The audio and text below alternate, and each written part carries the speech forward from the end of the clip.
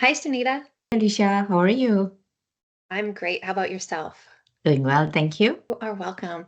Today, I have some questions around what consultants actually do in our space, in the ISO, CMMI, and CMMC space. I know there can be some confusion about the standards themselves, but then getting into how can a consultant actually help me? Very good question, and I'm glad you asked me this. There has been a lot of, I would say, people have been thinking in a certain stereotype that this is what a consultant should do, and I'm not getting this service. Basically, your consultant is an expert. He or she is there to guide you, make you understand the standard, make you understand how to implement it, give you the outlines, give you the plan, work with you to get them implemented, make sure that you're following the right path, set this entire stage up for you so that you are successful within that time frame. Because as an expert, the consultant knows how to go about implementing, what to do, and get the result. We are not the people that will start writing the document for you. They are not the people who should be basically speaking for you. They answer your questions. There is a difference between a consultant and a contractor. A contractor will be your extension where they will do the work and they will get, they will be the people who can also represent you. Consultant, unless they are hired in that particular role, their main purpose is to guide you and impart that knowledge to you so that you can be successful in achieving the ISO, CMMI, or CMMC standards. Again, the fact being that every organization is time bound too. These projects cannot just run for years together. They have to be completed successfully, making sure that it's not a system that becomes really hard to manage over a period of time. So coming up with that system is the proficiency you need from this particular role. So it sounds like consultants are a lot like coaches, where they can show you what, if we think about like a strength training or weightlifting coach, they can show you what good form looks like. They'll be there to spot you as you're doing those lifts yourself, but they really want to impart the skill set into our client. We want them to leave knowing some things, and we're there to help show them the ropes and reach to that level. Because once you have to, as an organization, the goal of the consultant is to train the organization. They understand the standard, they are able to manage it once the consultant leaves. That makes sense. It becomes their environment, because all of these standards is something the organization has to manage it over the time till they want certification. So it's not something that they can get and not have to look after or follow them. That's the reason that, just like you mentioned with the analogy of trainer, yes, the consultant's role is to train and make sure that that can be followed. And there has to be something that week after week, the consultant works with the client to make sure that those things are getting implemented and that rigor gets developed. Right. Absolutely. And have you seen people try to do it themselves and they think, I don't need a consultant, I don't need coaching or training or support. I think I'm smart and I can figure this out on my own. Have you seen organizations try to take that route before, and what happened? Yes, I've seen that kind of clients, and they have then come and said, okay, I did try to do it myself, and I give them a lot of credit. If it was just as simple standards, yes, it becomes easier. But as in organizations are growing, individuals will require an integration of standards and all, and clarification of these standards.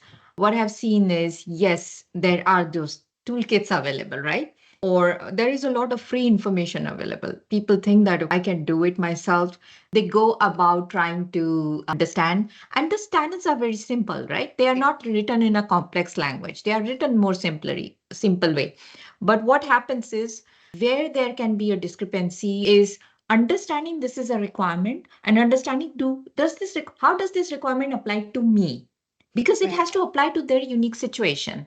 That clarity is not gained clear with that amount of granular details. They don't have those things. That's where our support comes in more so.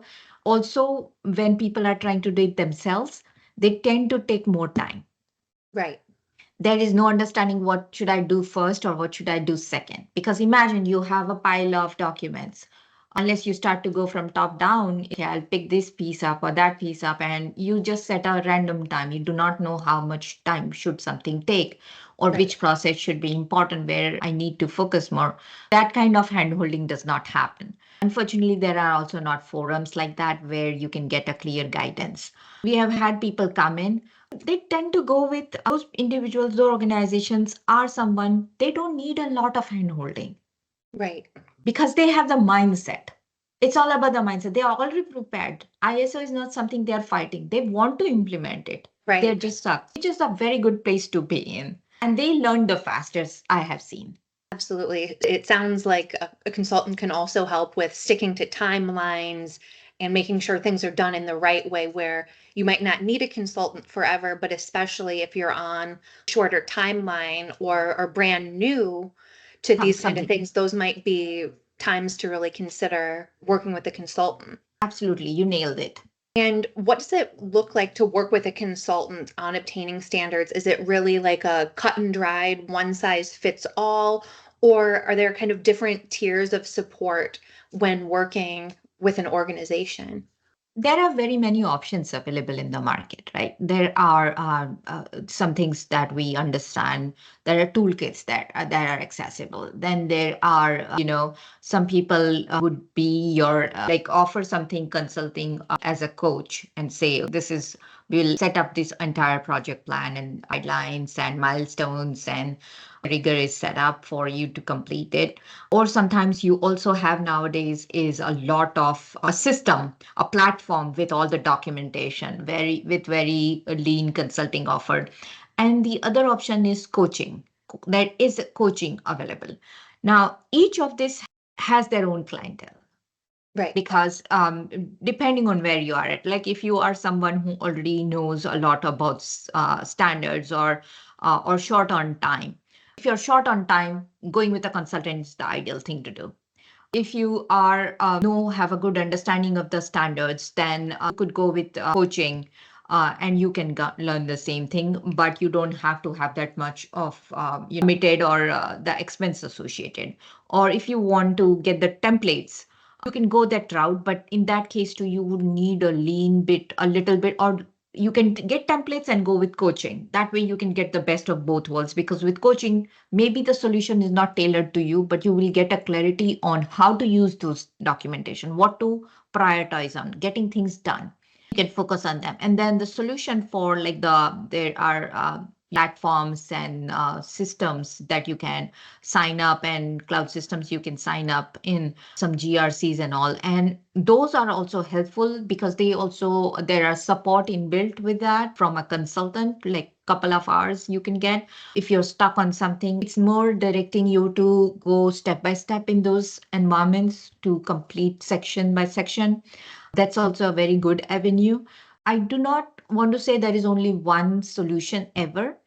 There are multiple offerings out there, and any client should always look and explore based on their situation.